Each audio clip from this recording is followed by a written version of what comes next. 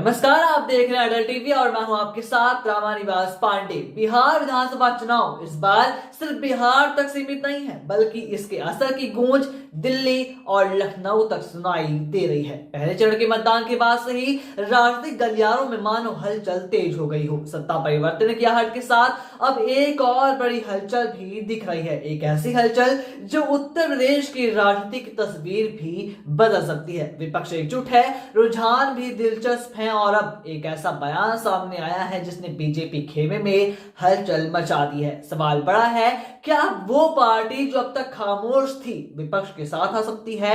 आज अटल टीवी के special report में हम आपको बताएंगे क्यों बिहार से उठी ये लहर अब यूपी तक पहुंच रही है। बिहार विधानसभा चुनाव में इस बार एनडीए के खिलाफ लगभग सभी विपक्षी दल एकजुट हो गए हैं। महागठबंधन मजबूत होता हुआ दिखाई दे रहा है और यही वजह है कि अब यह भी कहा जा रहा है कि बिहार में सत्ता परिवर्तन तय है। लेकिन ये तो भविष्य में देखने वाली बात होगी। लेकिन इसका असर सिर्फ पटना तक नहीं बल्कि दिल्ली की सियासत तक पहुंच गया है। विपक्षी गठबंधन की मजबूती से एनडीए की चिंता बढ़ी तो जरूर है और खास बात यह है कि बिहार का असर 2027 के यूपी विधानसभा चुनाव पर भी पड़ सकता है, क्योंकि उत्तर प्रदेश की राजनीति का हर उतार चढ़ाव बिहार से होकर जाता है।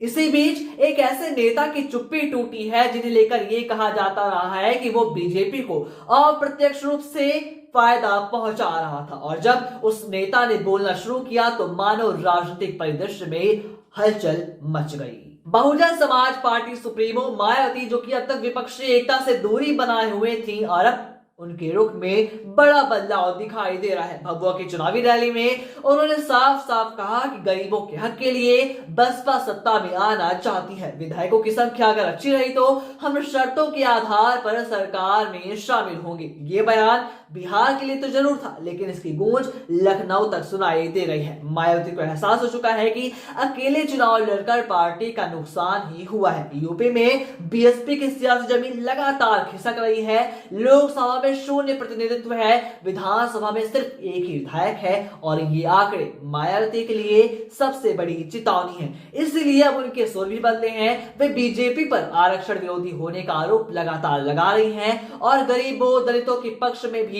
खड़ी हुई नजर आ रही है।